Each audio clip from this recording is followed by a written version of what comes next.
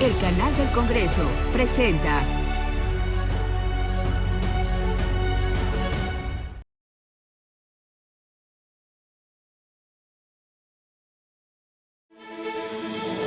Bienvenidos a Vértice Internacional, soy Rina Musali, qué gusto saber que me acompañan en este programa que analiza el acontecer internacional. La comunidad internacional tuvo una cita importante en septiembre de este año, cuando 193 países aprobaron el Pacto del Futuro de Naciones Unidas, una declaratoria que contiene 56 acciones para alcanzar una prosperidad compartida y un desarrollo sostenible. Pero ¿será posible reformar el Consejo de Seguridad de Naciones Unidas?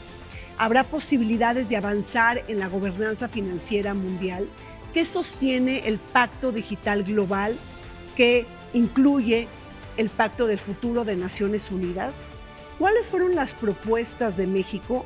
Les pido por favor que nos acompañen en una cita importante para el mundo.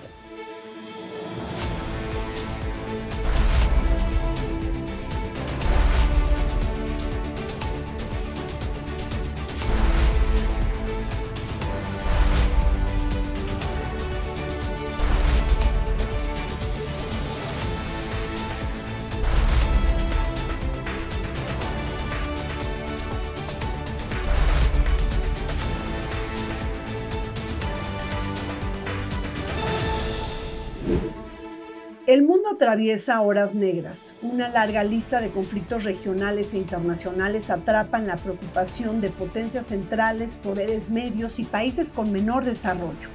Guerras, turbulencias económicas, desastres climáticos, diferendos religiosos e inseguridad sanitaria se coaligan con la fatiga social y la disrupción tecnológica. En este tenor, la ONU adoptó el Pacto del Futuro, un intento por renovar el sistema internacional y reformar el armazón institucional que se generó como producto del fin de la Segunda Guerra Mundial y que hoy muestra claros signos de declive y erosión. Este pacto pone énfasis en la diplomacia multilateral y en la cooperación entre estados, divisas que escasean en el orden internacional.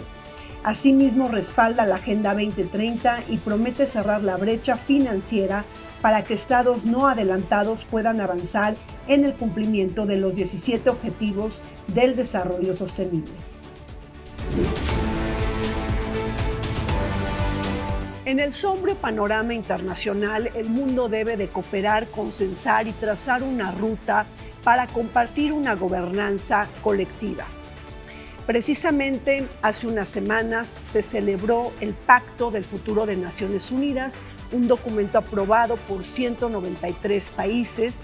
Y en este análisis, en esta mesa de reflexión, vamos a comentar sobre los resultados alcanzados y sobre los grandes retos de implementación. Nos acompaña el embajador Miguel Ruiz Cabañas. Él es un diplomático de carrera y actualmente profesor del TEC de Monterrey. Bienvenido. Gracias, embajador. Gracias. Está con nosotros la doctora Valeria Valle. Ella es académica del Departamento de Estudios Internacionales de la Universidad Iberoamericana. Bienvenida, Valeria. Y nos acompaña la doctora Graciela Muñoz Parcero. Ella es internacionalista y profesora del Instituto de Diplomáticos del Perú. Bienvenida, Muchas Graciela. Gracias, doctora, por la invitación. Muchas gracias. Miguel, el mundo está en llamas.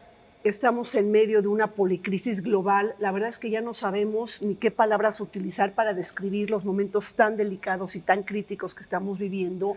Pero en este timing justamente surge el Pacto del Futuro de Naciones Unidas. Sí, bueno, surgió, la idea original viene de 2021, un poco después de la pandemia. El secretario general, Antonio Guterres, propuso lo que llamó una agenda común. ¿Qué es lo que había que hacer en una serie de los principales campos de acción de Naciones Unidas? Paz y seguridad, derechos humanos, desarrollo sostenible.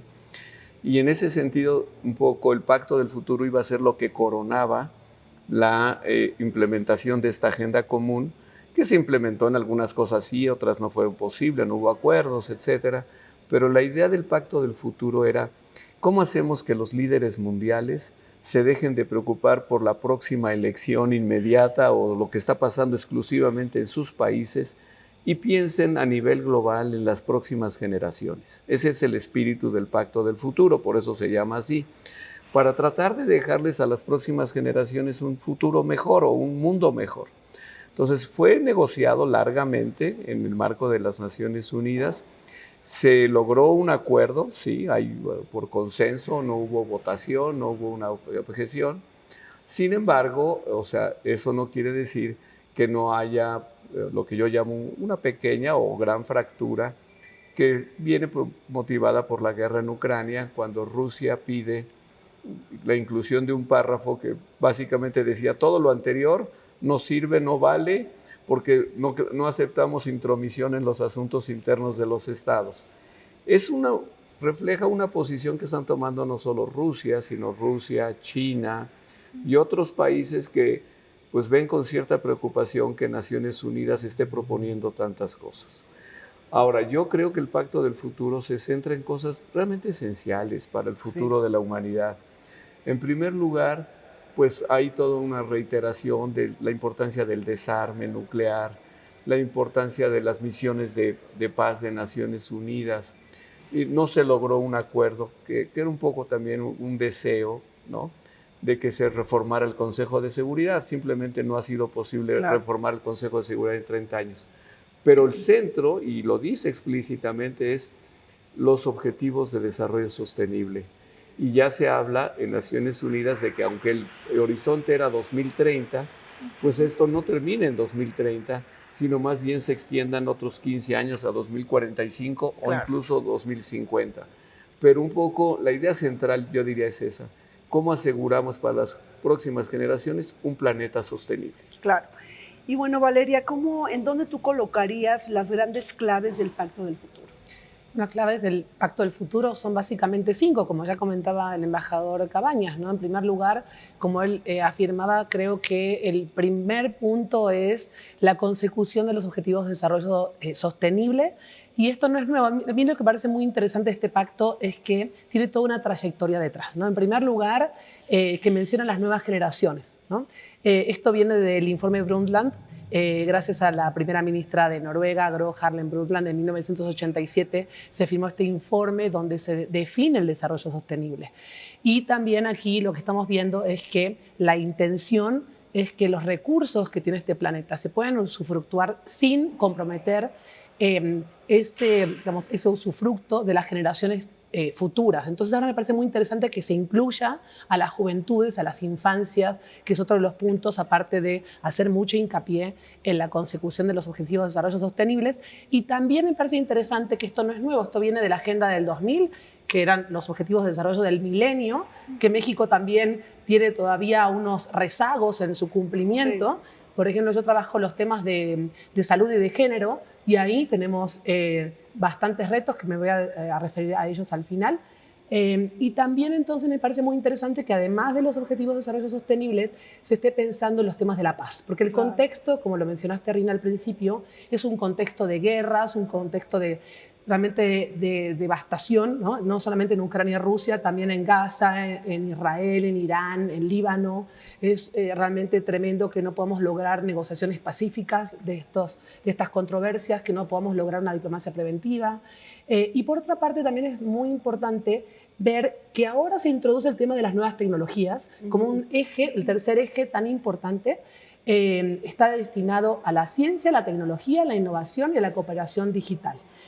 El cuarto pilar son las juventudes, que me parece fundamental, como ya lo mencioné, la participación ciudadana de las y los jóvenes, pero también de las infancias. Y por último, también me parece rescatable lo que comentaba el embajador Cabañas sobre el tema de la necesidad imperiosa de volver a poner en la agenda la reforma del sistema de Naciones Unidas, en particular la reforma del Consejo de Seguridad, con estos 5 países ganadores de la Segunda Guerra Mundial, pero también reforzar la Asamblea General, reforzar el Consejo Económico y Social y reformar a las instituciones financieras internacionales como el Banco Mundial, obviamente Fondo Monetario Internacional, los bancos de desarrollo y otras organizaciones para el financiamiento para el desarrollo. Valeria, bueno, pues nos Nos pones aquí en la mesa pues una cascada de temas muy interesantes, pero detengámonos en uno en especial, Graciela, el tema de la paz y la seguridad internacional, porque ha habido enormes críticas a Naciones Unidas que no ha podido tener prevención de guerras y de resolución de conflictos. ¿Tú estás mirando que la ONU está viviendo un momento de crisis existencial? Sí, la ONU realmente en las últimas guerras, lo que ha pasado desde la guerra con Palestina, o sea, no ha tomado una postura fuerte. O sea, y eso ya viene arrastrándose de muchos años para acá. Y cómo ha sido la guerra de 2 años, con lo de Hamas del año pasado y con todo lo de Gaza, con todo lo que han destruido. Realmente la ONU no toma una postura para proteger a los ciudadanos palestinos ni Gaza. O sea, no se ve esa preocupación real. También ahora, o sea, la guerra de Ucrania sigue. Entonces, lo que desde mi perspectiva como historiadora y como internacionalista, pues veo una ONU debilitada, una ONU que ya no está fuerte, una ONU que plantea unas cosas en el papel y que a la hora de la práctica realmente no está apoyando a los países que realmente lo necesitan, sobre todo los países que están en guerra y Palestina. Bueno, pues aquí estamos con un embajador que además fue ex subsecretario de Asuntos Multilaterales y Derechos Humanos de Cancillería. Y yo sí te quería preguntar, Miguel, ¿cómo podemos volver a convertir a la ONU en una organización relevante y funcional para la paz y la seguridad internacional? Digo, algunas pistas que nos puedas compartir. Mira, como dicen Graciela, hay un tema fundamental de desunión de los miembros permanentes del Consejo de Seguridad que tienen el veto en el Consejo. Entonces, el Consejo está paralizado básicamente desde el año 2011. La parálisis o las dificultades empezaron con la invasión, que fue ilegal, de Estados Unidos a Irak en 2003-2004. Sin el apoyo del Consejo de Seguridad, Estados Unidos fue y se metió en Irak. Fue una guerra ilegal. Sí. Y después, en 2011, cuando con un mandato, sí, del Consejo de Seguridad, pues, se meten a Libia, tiran al señor Gaddafi. No estoy defendiéndolo, simplemente, pero fue obvio. Y a partir de ese momento, Rusia y China dijeron, nunca más vamos a apoyarlos a los países de Occidente, Estados Unidos, Reino Unido y Francia, en ese tipo de intervenciones militares. Desde entonces, el Consejo de Seguridad está paralizado para temas nuevos de prevención, de solución de conflictos reales. Por eso no se solucionó la guerra civil en Siria, por eso no se solucionó el tema de Gaza, por eso no se soluciona Ucrania, porque hay vetos cruzados. Entonces, mientras esta situación persista, no va a ser muy difícil. La segunda ya la mencionó Graciela, es muy, muy delicada, que es la reforma de las instituciones financieras internacionales.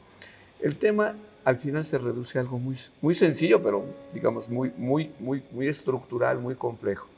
Los países en desarrollo, si piden créditos, tienen que pagar unas tasas de 15, 18%.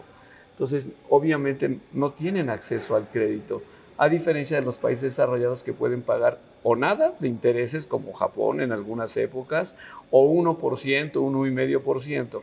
Si tú tienes que pagar 15%, no puedes simplemente tener recursos internacionales para financiar el desarrollo sostenible de tu país. Entonces hay rezagos en salud, educación, igualdad de género, en todos los objetivos de desarrollo sostenible.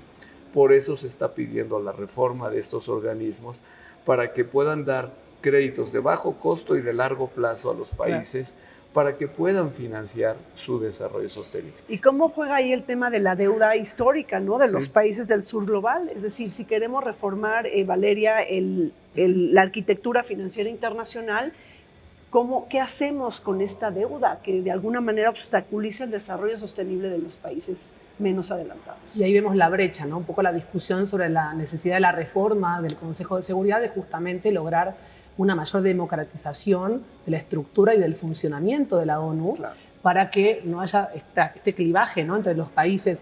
Una parte, ganadores de la Segunda Guerra Mundial, ya eso, ¿no?, deberíamos revisarlo, ¿no? Aunque, bueno, China y Estados Unidos están ahí, también está Rusia, pero hay otros países, ¿no?, que también no es nuevo, porque, por ejemplo, en el caso de Brasil, Desde los años 80 Brasil fue un país del sur global que quería posicionarse, ¿no?, con todo un discurso para poder lograr un asiento permanente en el Consejo de Seguridad.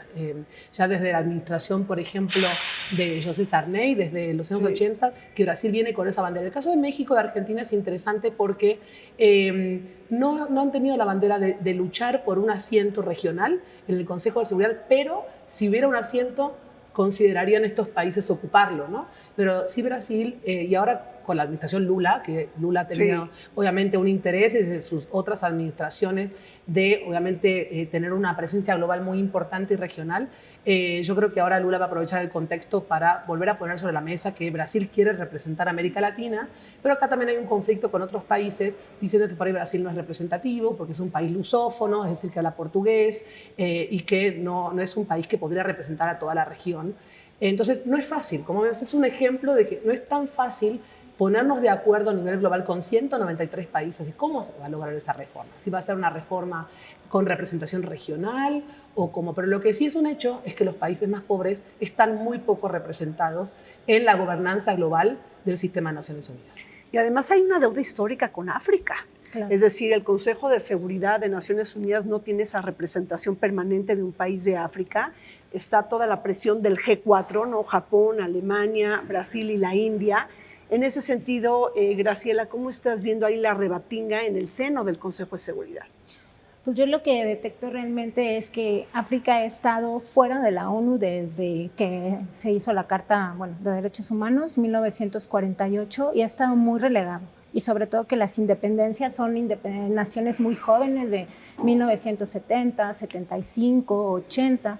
Y algo que no se plantea muy bien, y lo dice muy brevemente esto, es la crisis migratoria climática y todos los desplazados que han surgido, o sea, de migración en la OIM, en la Organización Internacional de las Migraciones, están haciendo un aproximado que para 2050 serán más de 35 millones, ahorita van en 22 millones, entonces la crisis está afectando mucho a África, la crisis la crisis climática y también todos estos migrantes que están saliendo y los países que están ahí. Alemania realmente no están poniendo de su parte para apoyar todo lo que está sucediendo, ¿no?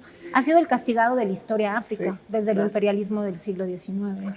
O sea, bueno, traemos el tema climático, vamos a dejarlo para un momento después. Sigamos con el debate de la reforma al Consejo de Seguridad. Digo, Miguel, me gustaría escuchar tu experiencia, es decir, y también que nos platiques de qué posición toma México frente al Brasil, que ya platicó Valeria. Mira, los 5 miembros permanentes son los 5 ganadores de la Segunda Guerra Mundial, que son miembros permanentes del Consejo y además tienen poder de veto. Frente a esto hay básicamente 3 posiciones. 2 o 3 miembros permanentes. Estados Unidos hace poco dijo que sí estaba dispuesto a dar miembros permanentes o lugares. Sí, claro. Lo dijeron a África, lo dijeron uno para América Latina. Y la verdad es que también lo dicen al final de la administración Biden. Sí, es cierto. Cuando ya sabemos que cualquier cosa que pase en la elección no va a seguir la administración Biden. Y también lo dijo Rishi Sunak en Reino Unido al final. Por eso, y Reino Unido y Francia han dicho más o menos lo mismo. Pero la verdad es que yo no me imagino a Rusia y a China aceptando que entre en Alemania, que entre Japón, la India, que incluso entre la India. Esa es una posición. La segunda es la de estos 4 países, Brasil, Japón, India y Alemania, que se juntaron hace 30 años para proponer una reforma donde ellos 4 fueran los nuevos miembros permanentes con todos los privilegios, es decir, con el veto. Y existe el movimiento de Unidos por el Consenso, en el que está Argentina, Colombia, México, España, Polonia, Pakistán, Corea del Sur, que decimos, no, pues tiene que buscarse una solución. Mi opinión, y esa es la opinión de México, que hemos sostenido ya mucho tiempo, es que, a ver, en la sala hay 15 países, 5 están armados, ¿no? La solución es darles revólver a otros. Pues no, la solución debe ser quitarles el revólver a los 5 que lo tienen. Claro que esto es muy difícil, pero pensamos que debemos hacer presión para que cada vez los miembros permanentes utilicen menos el veto. Y, o sea, la discusión está totalmente atrancada, yo no veo una solución fácil, pero sí creo que hay que crear conciencia, que no es dando nuevos privilegios a otros países, sea Brasil o sea India, o sea, de que, también tú vas a ser miembro permanente, entonces también tú vas a vetar resoluciones, como si eso fuera una cosa honrosa o honorífica. Entonces nosotros estamos en contra del uso del veto. Debo decir, es una cosa histórica y lo menciono, con esto termino. México, cuando se negoció la Carta de la ONU, se opuso al veto, al Consejo de Seguridad. Hubo una votación, 3 países se abstuvieron y uno fue México, porque nunca aceptamos el veto en el Consejo de Seguridad. Entonces la solución debe ser eliminar el veto y no dárselo a otros países. Claro. Esa es nuestra opinión. Oye, Valerie, para el caso del uso limitado del veto, en el caso de crímenes de guerra y de lesa humanidad, también ahí hay todo un debate. ¿Qué lectura tienes de eso? Es que sí, justamente, pero aparte querría adicionar una cosa más. O sea, la reforma entonces es muy complicado que pase, porque los 5 países actuales que tienen el poder de veto tienen que aprobar que se reforme el sistema, la Carta de Naciones Unidas. Entonces ya de por sí eso va a ser muy complejo. Y para los temas de crímenes de lesa humanidad, por supuesto que esto adiciona una complejidad más al tema del veto, porque entonces ¿quién va a tener ese poder de veto si se reformara, ¿no? ¿Qué tipo de países van a entrar con un poder de veto? Entonces es realmente muy complicado. Yo sinceramente creo que en los próximos años no va a haber una reforma, lo veo muy complicado por cómo está la situación y cómo ha estado históricamente, porque es una cuestión de poder. Esos 5 sustentan el poder y no lo van a querer soltar. Entonces, para el tema de crímenes de lesa humanidad o cualquier otro tema de la agenda global que esté en la cima, por ejemplo, la lucha contra el terrorismo, el cambio climático, el tema del combate a la pobreza o cualquier otro tema de importancia global, va a ser muy difícil que estos 5 entonces dejen el poder que tienen actualmente. Pues así es, una reforma al Consejo de Seguridad que vuelve a la mesa del debate en el Pacto del Futuro, pero que se ha discutido por muchas décadas y que no se ve una solución pronta por la falta de voluntad política de las potencias centrales y sistémicas. Hacemos un corte, regresamos.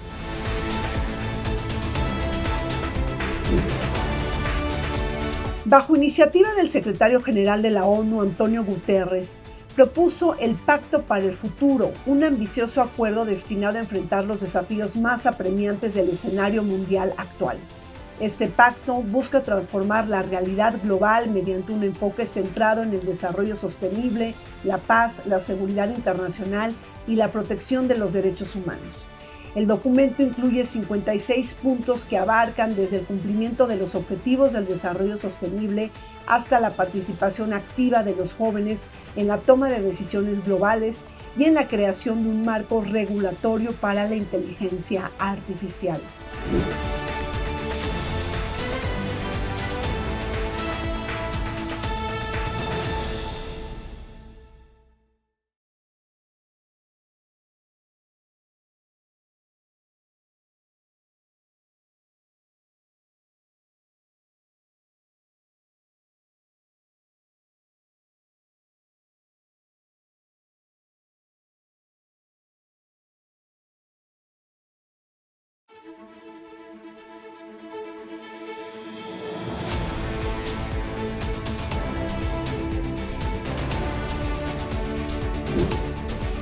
El Pacto del Futuro obtuvo el respaldo de 193 países, un esfuerzo colectivo para avanzar en 56 acciones y más de 100 propuestas de cambio en aras de enfrentar los grandes desafíos globales como la paz mundial, el calentamiento global, la inteligencia artificial y la salud internacional. Incluye 2 documentos anexos que tratan sobre el impacto digital global, el primer marco global para la cooperación que marca la ruta de navegación a propósito de gobernar la inteligencia artificial y anclar la cooperación digital a los derechos humanos.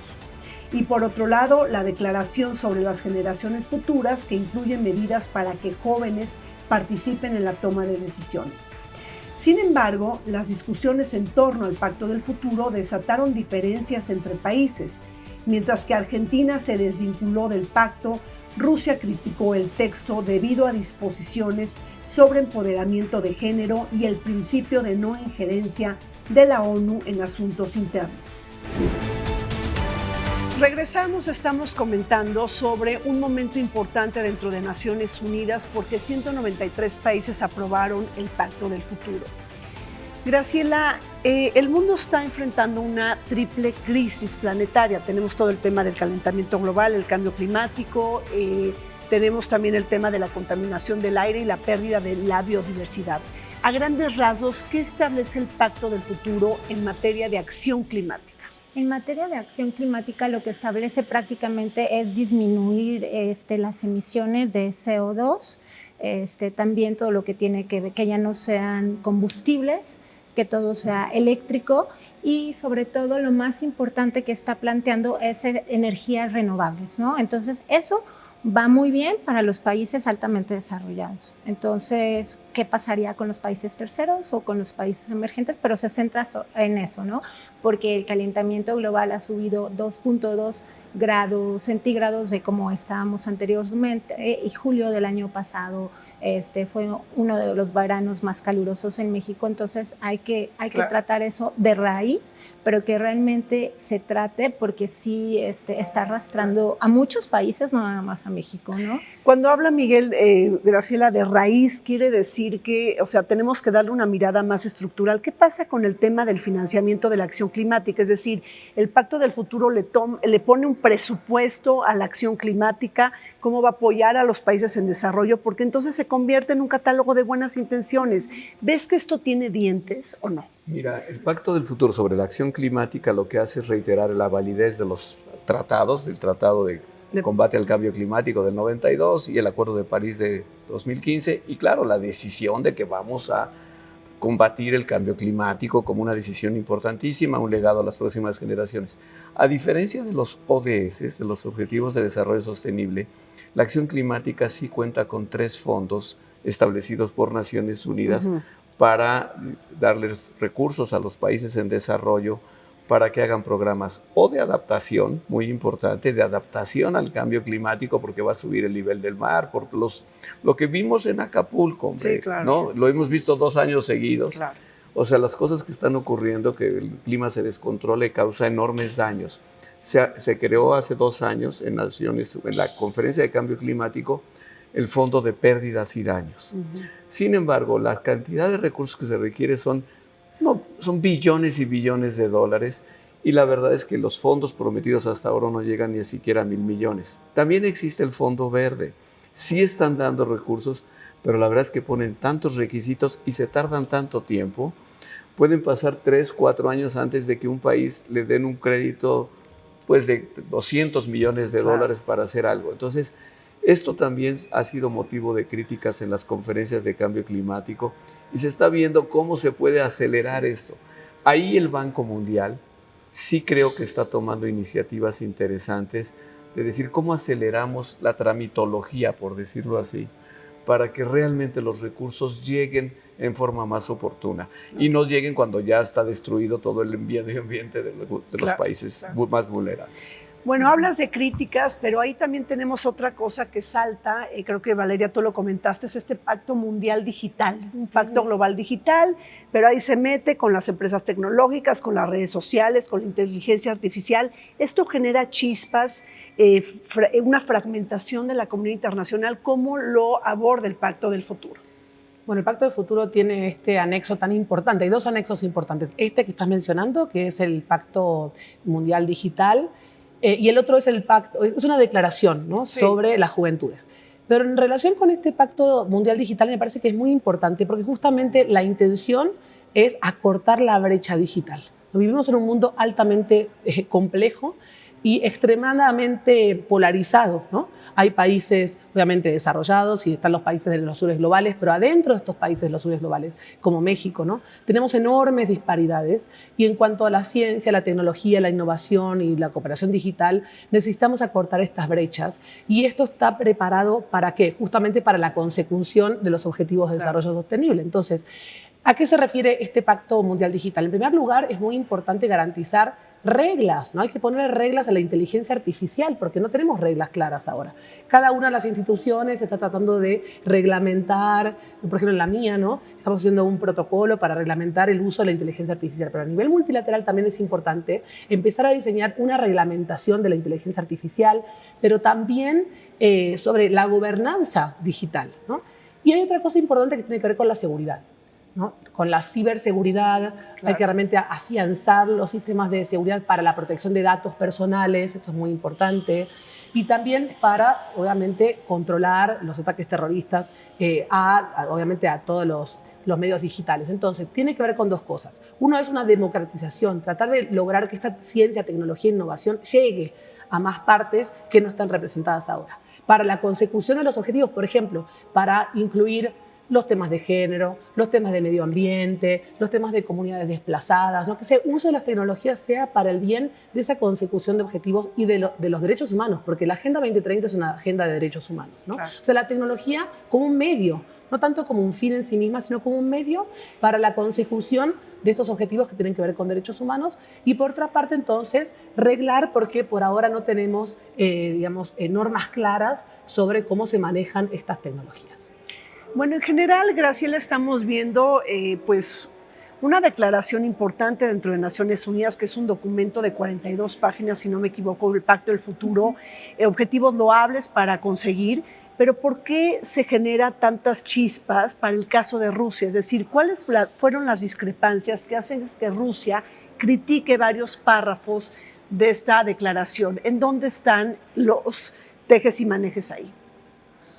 En el caso de Rusia, pues Rusia no quiere ceder, ¿no? O sea, Rusia desde hace, cuando corta el gas a Alemania, Rusia está, quiere cortar el gas, Rusia está quiere volver a ser esa potencia que era, resurgir como esa potencia, y por eso está reacio a todo lo de la ONU, ¿no? Y eso lo podemos ver con la guerra con Ucrania. Entonces, ¿qué está pasando con Rusia y sobre todo con Vladimir Putin? Pues ya lleva muchos años en el poder y quiere esa Rusia grande que era, ¿no? Entonces, por eso hay tantas chispas con este pacto, porque es un pacto, como menciona Valeria, que va a ver por las minorías, por las brechas, y eso no lo ve favorable, ¿no? Y más en un país exsocialista como Rusia desde hace muchos años, ¿no? Estamos hablando desde 1992, cuando cae, todo lo de la CEI y todo eso. Entonces, sí, más que nada, Rusia no quiere ceder poder. Rusia no quiere negociar como antes, porque no quiere ser vulnerable otra vez o pasar a esa crisis que tuvo después de la caída del socialismo.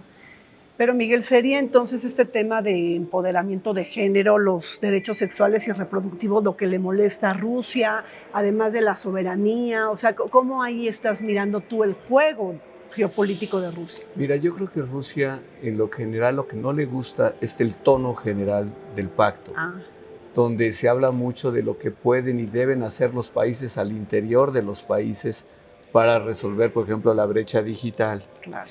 Y entonces no le gusta tampoco los temas, algunos temas sobre la igualdad de género. No le gustó nada la reiteración de la importancia de los tratados de desarme nuclear. O sea, hay párrafos donde de alguna manera se dice no se vale el chantaje nuclear, ¿no? ¿Y quién es el país que últimamente ha hablado de chantaje nuclear? Pues es Rusia. Entonces, Rusia en las negociaciones pues se vio muy aislada porque sus puntos de vista pues no son muy compartidos. En el caso de la guerra de Ucrania, pues como sabemos, la Asamblea General por una amplia mayoría condenó la invasión de Rusia a Ucrania. En el caso de los derechos humanos fue expulsada del Consejo de Derechos Humanos. En lo personal yo pienso que fue un error, porque cuando tú empiezas a expulsar a las potencias de los organismos internacionales, sí, lo que acabas es destruyendo a los organismos internacionales. Claro. Es como un acto... México se abstuvo, sí, y creo que estuvo perfecto, porque esto de una cruzada contra Rusia es una muy mala idea. Sigue siendo una gran potencia, tiene armas nucleares, es el país que tiene más armas nucleares en el mundo, no hay que olvidarlo. Y además también no tiene realmente capacidad como la que tienen Estados Unidos y China en materia de inteligencia artificial. Y tampoco controla pues las empresas que controlan las redes sociales, o sea, no la controla. Rusia no controla eso, no tiene una gran industria simplemente de computación o de... Sí, los gigantes tecnológicos. Nunca vas a ver a un gigante tecnológico ruso, no los ves ni los verás. Entonces yo creo que Rusia resiente todo esto. Al final, debo decir, no objetó el pacto, Quería meter su párrafo, el párrafo fue, o sea, los países africanos le pidieron que no insistieran en meter ese párrafo porque realmente negaba todo el pacto, y al mismo tiempo le dijeron O sea, cuando se propuso ya la aprobación, ya Rusia no se opuso, nadie más se opuso y sí se aprobó por consenso. Y bueno, y el tema de Argentina, te lo tenía que preguntar, Valeria, es una pregunta obligada hacia tu persona prácticamente. Platícanos, ¿qué posición toma el gobierno de Javier Milei frente al pacto? Porque tengo entendido que se desvinculó. Sí, se desvinculó. Bueno, quiero decir que yo voy a responder esta pregunta como argentina, pero tengo una identidad híbrida porque soy argentina de origen y llevo 27 años viviendo en México y he pasado más tiempo de mi vida en México que en Argentina. Y a mí me parece muy lamentable la posición de Javier Milei de desvincularse de este pacto mundial y además me parece que le hace muy mal a Argentina porque la deja como una paria internacional. Es un país que, a diferencia de México, que México realmente es un país con una larga trayectoria, de una enorme participación en los foros multilaterales y de, obviamente, asumir los compromisos internacionales. En el caso de Argentina ahora estamos viendo que se está retrotrayendo del sistema internacional. Esto tiene que ver con un contexto particular de Argentina. ¿Por qué Javier Milei lo hace? En primer lugar, quiero recordar que en la campaña, en los debates, le preguntaron por la Agenda 2030 y ahí comentó que formaba parte del marxismo cultural. O sea, la catalogaba la agenda como una agenda de izquierda marxista, cuando la agenda es una agenda liberal, es una agenda que promueve los derechos humanos, es una agenda de libertades, ¿no? Entonces yo creo que ahí él no lo había entendido. Ahora lo que me preocupa también es que la canciller dio su discurso en las Naciones Unidas siguiendo, digamos, esta línea que tiene Javier Milei de una política interna. Es decir, el contexto es que es un gobierno nuevo, es un gobierno que surgió en diciembre de 2023, con una profunda crisis económica y financiera. Entonces, lo que yo interpreto es que el gobierno de Milei quiere diferenciarse de los mandatos de las instituciones financieras internacionales, en particular. Debe unir al sistema de Naciones Unidas con el sistema financiero internacional. Y entonces la frase de la canciller ha sido: Argentina quiere ser un foro de libertad. El partido político, ¿no?, obviamente tiene una ideología de extrema izquierda, ¿no?, de la libertad, digamos, libertaria, ¿no?, o sea, reafirman el tema de la libertad. Es un partido político muy conservador que en el discurso, ¿no?, por ejemplo, de Milei ante el foro de Davos, él argumentó que no iba a apoyar los temas de los derechos reproductivos, todas las cuestiones de género, que no hay desigualdad entre hombres y mujeres. Entonces, una agenda de derechos humanos que reafirma, ¿no?, la importancia de lograr la igualdad entre hombres y mujeres, de reafirmar el combate contra las violencias de género. Recordemos que Milei hace poco prohibió el lenguaje inclusivo. Entonces se opone totalmente a los temas de género y también en un país donde el tema de género es un tema ideologizado, porque la oposición actual, cuando estaba en el poder, realmente tenía una bandera que defendía obviamente los temas de la igualdad de género y obviamente lograr la equidad en las cuestiones de género. Entonces ahora este partido lo ideologiza, se opone y también otro discurso que dio la embajadora ahora en septiembre en las Naciones Unidas fue que esta es una agenda que es una mera consecución de los objetivos de desarrollo sostenible. A mí no me parece menor, ¿no? A mí me parece que es muy importante que esta agenda continúe porque tenemos unos rezagos muy importantes. Es una agenda de mediano plazo, como acaba de comentar el embajador Cabañas, es una agenda a 15 años otra vez o a 20. Por supuesto que no se va a cumplir, pero la idea es lograr trabajar en esos temas donde tenemos rezagos. Y es una agenda no solamente multilateral, es una agenda que involucra a todos los niveles, en todos los sectores. Esto no es una agenda estatal ni multilateral, es una agenda que también abraza a la sociedad civil, el sector privado, la academia y se territorializa en los lugares donde más se necesita. Entonces, yo estoy completamente sorprendida por la actitud del gobierno actual de Argentina de desvincularse de este pacto. Entiendo el contexto de este partido político en el poder y en la figura de Javier Milei, pero lamento profundamente que un país latinoamericano y en particular mi país de origen se desvincule de esta agenda tan importante para la ONU y para la humanidad.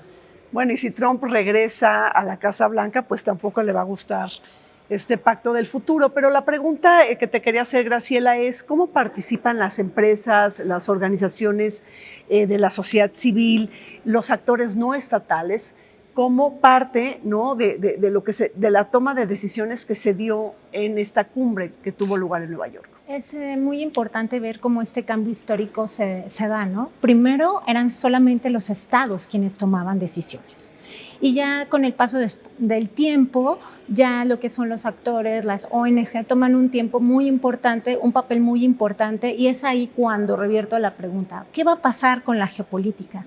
¿Serán las empresas, los países más poderosos?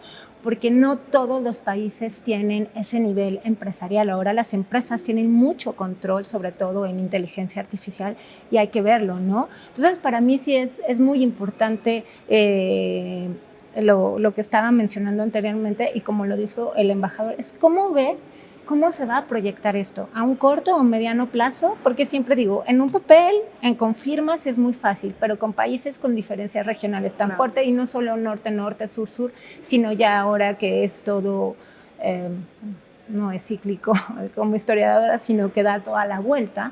Entonces sí, ya las empresas tienen un peso muy importante. De hecho, desde antes de este pacto, yéndonos a 2007, se critica mucho al Congreso norteamericano cuando tiene que ver con lo del pacto climático, ¿no? Que hasta qué punto son tan fuertes estas empresas que pueden tener captivo a todo un Congreso, ¿no? Esto fue muy criticado en la era de George W. Bush, ¿no? Entonces, siempre retomar esa parte de atrás, claro, y ver que las empresas vienen hacia adelante, y ahora, pues, con todo lo que tienen con este poder, ¿no? Entonces, ¿cómo se va a reorganizar la geopolítica? ¿Quiénes van a ser, bueno, mejor que nada lo diría el embajador, ¿no? ¿Quiénes van a ser realmente los que dirigen todo, claro, esto, esta nueva dirección? Claro. Pues así es el Pacto del Futuro, que es un esfuerzo colectivo para renovar el multilateralismo y la cooperación, y que también forma parte del legado que quiere dejar el secretario general de la ONU, actualmente Antonio Guterres, porque deja el encargo en 2026. Vamos un corte, regresamos. El Pacto para el Futuro también hace un llamado claro a reformar el Consejo de Seguridad de la ONU para adaptarlo a las realidades políticas del siglo XXI. Entre sus principales propuestas destaca la necesidad de hacerlo más representativo e inclusivo, especialmente para aquellos países del hemisferio sur y regiones subrepresentadas como África, América Latina y otros estados insulares en desarrollo. Aunque no ahonda en el uso o desuso del veto, existen diversos llamados por una revisión de su mecanismo, pues diversas naciones consideran que otorga un poder desproporcionado a los 5 miembros permanentes, dificultando la acción colectiva frente a las crisis globales.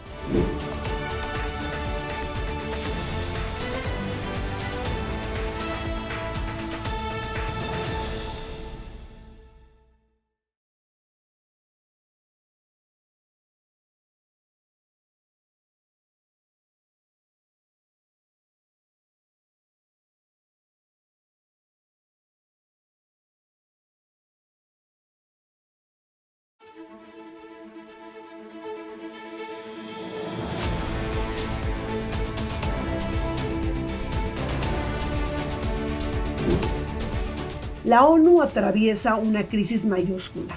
Una de las grandes críticas que giran a su alrededor es la necesidad de reformar el Consejo de Seguridad y adaptar este máximo órgano encargado de mantener la paz y la seguridad internacional a las nuevas realidades geopolíticas que marcan el siglo XXI.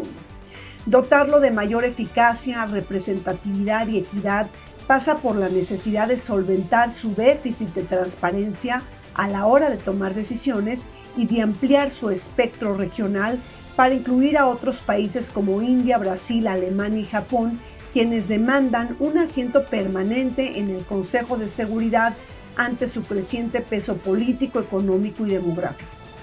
Por otro lado, países africanos también reclaman un asiento junto con otros países del sur global, poniendo en duda el uso del veto que han utilizado los 5 grandes: Estados Unidos, Reino Unido, Francia, Rusia y China, y que por disensos geopolíticos han paralizado la toma de decisiones. Precisamente limitar el uso del veto fue uno de los temas medulares que se discutieron en el marco de la suscripción del Pacto del Futuro. Seguimos adelante con esta mesa de análisis que estamos llevando a cabo desde la antigua sede del Senado, y nos estamos preguntando sobre el Pacto de Futuro de Naciones Unidas.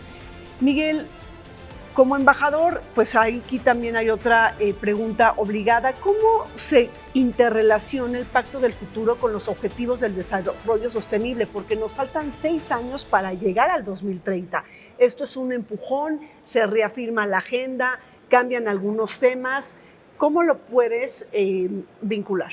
Mira, lo que hizo el Pacto del Futuro es decir, vamos a reafirmar los Objetivos de Desarrollo Sostenible, no hay alternativa, tenemos que perseverar en el mismo camino, como una promesa a las generaciones jóvenes y a las personas que no han nacido, y ese es el lenguaje que se usa. Entonces, yo quisiera decir brevemente, los Objetivos de Desarrollo Sostenible son como el aprendizaje de 7 décadas de Naciones Unidas sobre qué políticas públicas funcionan para el desarrollo de los países. Es un aprendizaje de consenso de esto es lo que funciona para reducir la pobreza, esto funciona para reducir la desigualdad de género, esto funciona para combatir el cambio climático. Abandonemos lo que ya sabemos que no funciona y vámonos por aquí. Esos son los 17 objetivos y sus 169 metas. Ahora, los objetivos son muy ambiciosos, como deben serlo, porque yo digo que son como tiro de ballesta. Tú tienes que apuntar lo más alto posible para realmente dar en el blanco. No se van a cumplir hacia 2030. Al ritmo actual solamente un 20% de los objetivos se van a alcanzar a nivel internacional. Pero hay que perseverar, no hay alternativa, no tenemos otro planeta. Entonces tenemos que perseverar otros 15 años, otros 20 años para realmente abatir la pobreza a nivel mundial, abatir el hambre y la malnutrición, promover la igualdad de género, reducir las desigualdades, todas estas políticas públicas que en realidad son la versión moderna de la Declaración Universal de los Derechos Humanos. Esos son los Objetivos de Desarrollo Sostenible y por eso hay que perseverar. Valeria, ¿cómo México está caminando con los objetivos del desarrollo sostenible? ¿En dónde están nuestras grandes fortalezas y nuestras asignaturas pendientes? Gracias por la pregunta. Me parece fundamental ver qué está pasando con nuestro país. Es un país altamente desigual. Entonces, el ODS 10 sobre el combate a las desigualdades me parece que es muy importante para México y los países en desarrollo, que son realmente muy dispares. Por ejemplo, los países de renta media alta, ¿no? Que tienen una renta muy alta, pero que al interior tienen enormes disparidades. Por otro lado, también América Latina y el Caribe, además de ser la región más desigual, es la región más corrupta. Entonces, el tema de combate a la corrupción, que está en el ODS 16, me parece fundamental. Ahora, también México, como lo dije al principio, ha tenido unos rezagos muy fuertes desde el cumplimiento, el corte de caja de 2015, cuando se lanzaron los ODS, en 3 cuestiones muy importantes. Una es en materia de salud, con el tema de la muerte materna. Es decir, la cantidad de mujeres muertas en el parto, en el embarazo y también 42 días después del parto es una situación tremenda para México. Y también el tema en materia de salud de combate a enfermedades transmisibles. Tuvimos la pandemia y la pandemia fue uno de los motivos por los cuales hubo un rezago en el cumplimiento de los ODS, ¿no? Pero también México tiene otro drama que es el tema de las enfermedades no transmisibles. Tenemos un índice de obesidad infantil galopante, tenemos un índice de diabetes muy, muy preocupante y también, obviamente, de la antesala, como la obesidad, el sobrepeso y también la hipertensión y otras enfermedades no transmisibles. Otra cuestión muy preocupante para México es el tema que tiene que ver con la sustentabilidad, con la deforestación. Entonces México tiene que apuntar ahí a la reforestación, al acceso al agua potable. El agua es un drama y va a seguir siendo un drama para este país, esta ciudad en particular, la Ciudad de México. También el tema de la calidad del aire. Cómo vamos a tener la calidad del aire en los próximos años y cómo invertir en energías más limpias, ¿no? Para no invertir solamente en energías fósiles. También algo muy importante tiene que ver con el combate a las violencias de género. Yo pertenezco no solamente al Departamento de Estudios Internacionales de la Ibero Ciudad de México, sino también a un centro de estudios críticos de género y feminismos, y desde allí estamos analizando los temas de disparidad en, obviamente, el no logro de la igualdad de género, pero también las violencias ejercidas hacia mujeres, niñas, adolescentes y a otras identidades sexogenéricas. Y también creo que es muy importante el tema de la seguridad, ¿no? Seguimos otra vez con el ODS 16, el combate a, obviamente, todas las inseguridades, lograr una mejor seguridad ciudadana, y lo voy a vincular con el tema migratorio. Me parece gravísimo, ¿no? Que por lograr una mejor seguridad, se criminaliza la migración.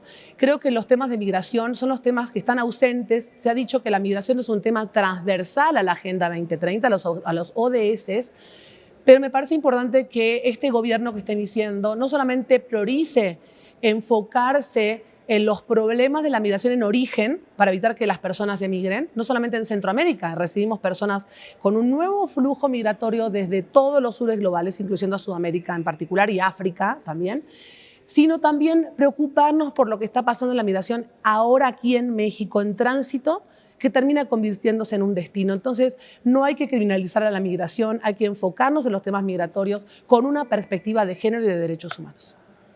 Bueno, pues Graciela, precisamente iniciando un nuevo gobierno en México, ¿en dónde deberíamos de priorizar nuestra mirada dentro de los objetivos del desarrollo sostenible y qué debemos de rescatar del Pacto del Futuro? Bueno, yo retomando lo que dijo Valeria, lo de la migración, ¿no? Que ha sido un tema todo el sexenio pasado, y como sabemos, México siempre había sido tránsito y desde hace unos años no, y realmente se hace la ley de migración hasta 2011. Estamos hablando de muy poco tiempo. Entonces, eso de criminalizar al migrante es algo que pasó mucho en el sexenio pasado, pero cabe mencionar que todo tiene que ver con la regulación de políticas norteamericanas, ¿no? Entonces, yo sí haría, a la nueva presidencia, ¿no?, que se enfoque mucho también en género y en todos los MENAs, que son los menores no acompañados, que vienen también de Centroamérica en su tránsito hacia México y Estados Unidos y se violan constantemente sus derechos humanos. Entonces yo creo que centrarse en esta migración circular, que ya no es norte-norte, sur-sur, es una migración, como dijo Valeria, vienen de Angola, vienen de China. Antes que eso no pasaba en México, no pasaba en Estados Unidos o en la Unión Europea, pero yo creo que se debe reformar la ley de migración y población y que se enfoque mucho en MENAs, en menores migrantes no acompañados. Y tú, Miguel, traes ahí un libro, platícanos. Este libro, casualmente, porque es una obra que se hizo en el Tecnológico de Monterrey, que me tocó coordinarla, sobre cómo va México en los Objetivos de Desarrollo Sostenible a la mitad del camino, o sea, 2022, 2023.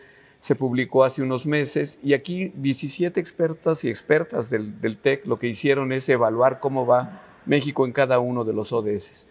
Yo, para resumir, creo México sí hizo, hay que decirlo, una reducción significativa de la pobreza en los últimos años. Probablemente 9 millones de personas, según el Banco Mundial. Entonces no es poca cosa la reducción de la pobreza.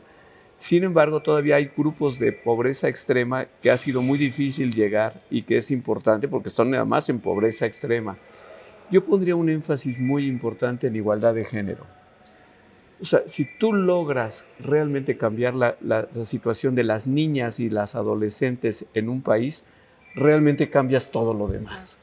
Si una niña no es embarazada antes de los 20 años, 22 años, logra llegar a la universidad, eso rompe el ciclo de la pobreza y de la marginación permanente. Entonces, yo sí creo, y no solo lo creo, la ONU lo ha demostrado en China, en México, en Sudáfrica, en Canadá. Cuando tú te centras en la protección de las niñas, realmente sí estás promoviendo el desarrollo sostenible. Y además necesitamos tener una nueva secretaria general de Naciones Unidas. Antonio Guterres se va en 2026, después de 8 secretarios generales hombres, ¿no? O sea, es decir, es momento para que Naciones Unidas, embajador, selle un parteaguas en esta materia. Pues mira, del Pacto del Futuro sí se menciona que nunca ha habido una secretaria de Naciones Unidas y que ya es el momento de que haya una secretaria de Naciones Unidas. Lo menciona clarísimamente. Hay una tradición de rotación. Se supone que el próximo secretario o secretaria de la ONU debe ser de América Latina. Eso está, o sea, hay una tradición por regiones, ¿no? Entonces le toca a América Latina. Y sí, varios países, presidentes de América Latina estuvieron en el debate general, Boric y el presidente de Colombia, Petro, y todos toca también que sea una mujer de América Latina. Pues ojalá y así sea. Muchísimas gracias por esta mesa de análisis. Gracias a la doctora Graciela, al embajador Miguel Ruiz Cabañas y a la doctora Valeria Valle por estar aquí el día de hoy.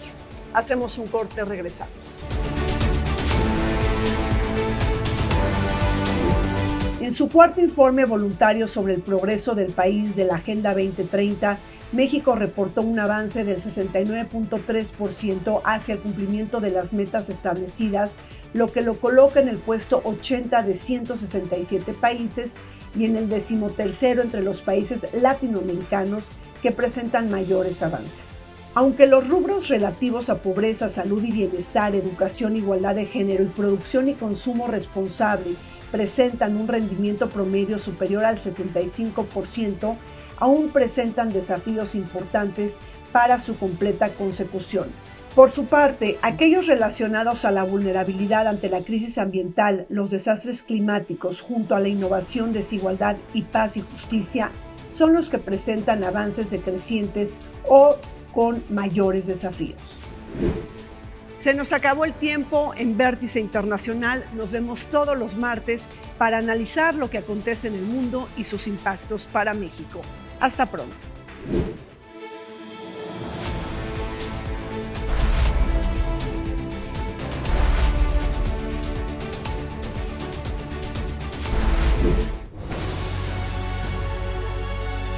El canal del Congreso presentó